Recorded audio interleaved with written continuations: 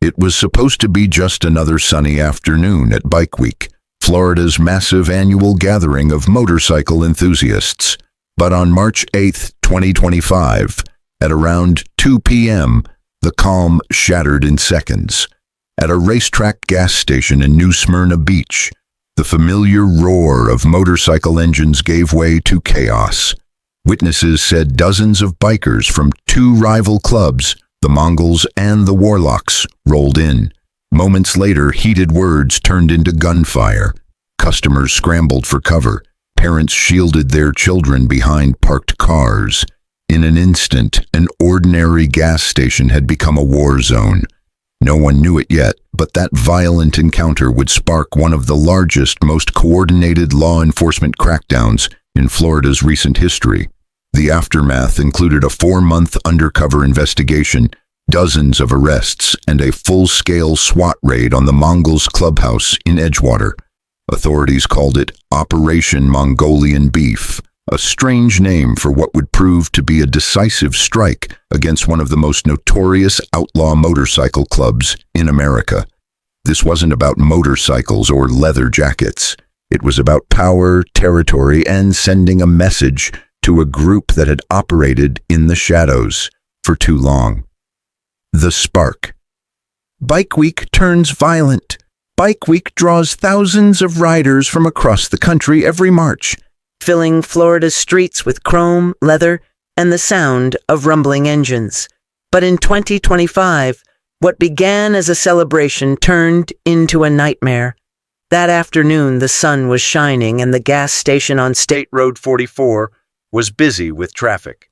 First came a group of warlocks, calm at first, just refueling and talking.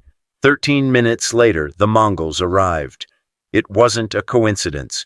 Within seconds, tension ignited. Voices rose, tempers flared.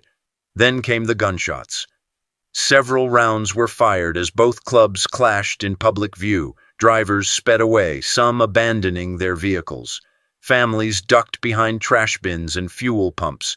Witnesses described the scene as something out of a movie, loud, fast, and terrifying. 2 men were shot. Both survived, but the shooting rattled the community. Locals were outraged, tourists shaken. Law enforcement immediately recognized that this wasn't a random fight. It was organized, intentional, and dangerous. A new legal weapon, the Aggravated riot law. In the days following the shooting, investigators prepared to use a relatively new state law, Florida's Aggravated riot statute. Designed to target large-scale organized violence, the law applies if a riot involves more than 25 people, deadly weapons, property damage, or threats to public safety. Under this statute, offenders face up to 15 years in prison and a $10,000 fine. Prosecutors determined the Bike Week clash fit the law perfectly. Dozens of armed bikers, public endangerment, and a high-traffic location. For the first time, Florida charged members of a motorcycle club under this law. 28 suspected Mongols members faced aggravated riot charges, along with firearms and gang-related violations. Prosecutors didn't need to prove who fired each shot. Being armed and participating in the violence was enough. Operation Mongolian Beef. The investigation quickly expanded. Over 4 months, authorities pieced together surveillance footage, cell phone videos, traffic camera recordings, phone records, and social media activity. The evidence revealed a coordinated confrontation between the Mongols and Warlocks, likely tied to turf disputes and retaliation.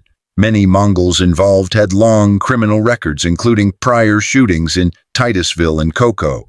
Some were undocumented. By late June, investigators had built detailed files on dozens of individuals. On July 2, 2025, nearly 200 law enforcement personnel executed simultaneous raids across Florida. From Volusia and Brevard counties to Miami-Dade, Palm Beach, and Polk. One suspect was arrested out of state in Virginia. Search warrants yielded 38 handguns, 15 long guns, ammunition, gang vests, surveillance equipment, and digital evidence.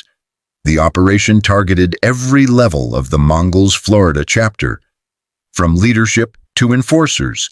The Edgewater Clubhouse raid. One location was of special interest. The Mongols Edgewater Clubhouse, believed to be a hub for the group's operations. For months, investigators had monitored its activity. On July 2nd, as arrests took place statewide, a SWAT team quietly surrounded the clubhouse.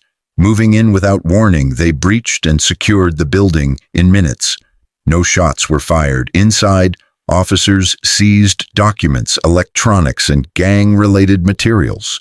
Authorities immediately began legal proceedings to seize the property, arguing it had been used to facilitate organized criminal activity. Key figures arrested. Among those arrested was Carlos Cardona Batista, the Florida chapter president of the Mongols. Authorities believe he played a direct role in coordinating the Bike Week violence. Other high-ranking members were also detained. Officers, enforcers, and recruiters who maintained the club's structure and discipline. 3 suspects remain at large, believed to be connected to planning or executing the attack. The Mongols, a violent legacy. Founded in 1969 in Montebello, California, the Mongols began as a club for Hispanic Vietnam veterans excluded from groups like the Hells Angels. Over the decades, they became infamous for violence, drug trafficking, illegal firearms, and organized crime.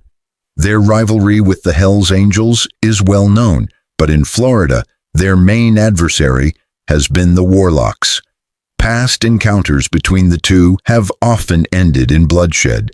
Major federal operations like 2008's Operation Black Rain dealt heavy blows to the Mongols, but the club survived. By 2025, Florida had become one of their strongholds until Operation Mongolian Beef. The message going forward. The Bike Week shooting proved that these conflicts no longer stay hidden. They spill into public spaces, endangering bystanders and communities. Florida's use of the aggravated riot law marked a turning point, targeting entire groups, not just individual gunmen. In one day, an entire chapter's leadership was dismantled, weapons seized, and properties raided. Law enforcement made it clear any group bringing violence to Florida's streets will face overwhelming coordinated action. 3 suspects remain on the run, and investigations continue. The rules have changed, and the Mongols, along with every other outlaw club, now know exactly what's waiting for them if they cross that line again.